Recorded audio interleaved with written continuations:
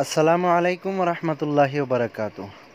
মহতৰম নাজিৰিন, আজিও এটা বিশেষ মাসালা লৈ আপোনালোকৰ সন্মুখত আহিলোঁ। মাসালাটো বহুত গুৰুত্বপূৰ্ণ, ভালকৈ মনোযোগেৰে শুনিব আপোনালোকে আৰু বেছি বেছি শ্বেয়াৰ কৰিবা। মাসালাটো হৈছে যে কোনো ব্যক্তি যদি ইন্তেকাল হৈ যায়, ফৌত হৈ যায়, তাৰ 3 দিন পাছত যদি মেহমানক খানা খোৱাও, সেইটো জায়েজ আছে না নাই?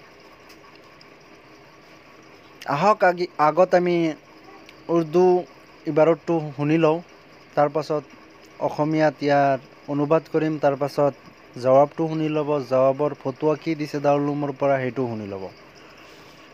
কৈ আছে, सवाल किसी की फौतगी पर तीसरे दिन अगर कोई आने वाले मेहमानों के इकराम के लिए बग़ैर सवाब दीन, बग़ैर लाजिम और ज़रूरी समझते हुए सिर्फ रस्म रिवाज समझ कर खाने वगैरह का इंतज़ाम करे, उमूमी तौर पर तो क्या शरान उसकी गुंजाइश है?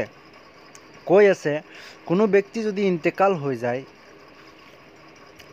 যদি 3 দিন পাছত কোনো মেহমান আহে, মেহমানৰ যদি ইকৰাম কৰিবৰ কাৰণে সৱাবৰ নিয়তত নহয় বা কোনো লাজিম জৰুৰী বুলি ভাবিও নহয় যে এইটো কৰিবই লাগিব, খালি ৰস্ম ৰেৱাজ বুজি পিনে যদি কিবা খানাৰ ইন্তজাম কৰোঁ, তেতিয়া কি জায়েজ আছে নে নাই?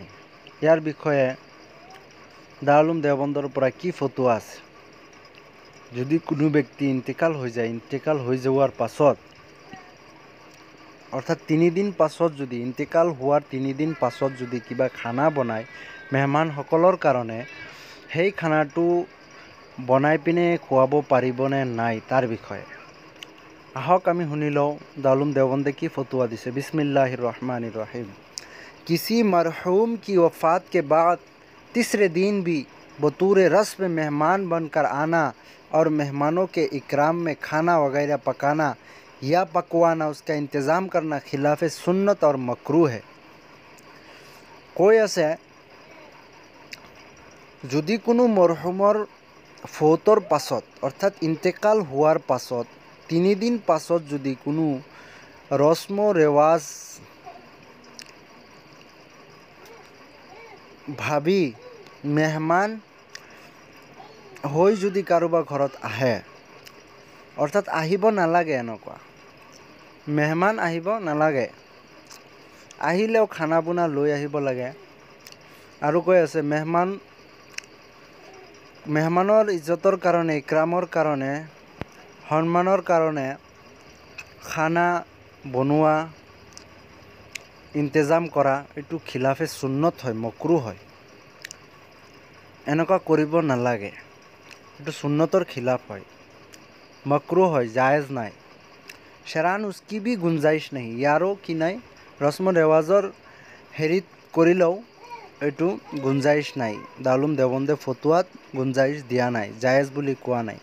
मरहूम की वफ़ात की निस्बत पर उस तरह से खाने के इंतज़ाम की रस्म बहुत कभी और बुरी रस्म है, बहुत बेया काम है, तो बहुत बेया काम, এনেকুৱা কৰিব নাপায়, কৰিব নালাগে। 3 দিন পাছত খানা বনোৱা কে जो वाजिबुत तर्क है, এইটো তৰক কৰা ৱাজিব, যদি এইটো তৰক নকৰে গুনাহগাৰ হৈ থাকিব, গতিকে এইটো তৰক কৰাটো ৱাজিব হয়। এই কথাটো ফতোৱাই শামিত লিখা আছে, ফতোৱাই বাজাজিয়াত লিখা আছে আৰু বিভিন্ন ধৰণৰ ফতোৱাত লিখা আছে, এনেকুৱা সাবিত আছে। আল্লাহি তাআলা আলাম। দাৰুল ইফতা, দাৰুল উলুম দেওবন্দ। আসসালামু আলাইকুম ওয়া ৰাহমাতুল্লাহি ওয়া বাৰাকাতুহু।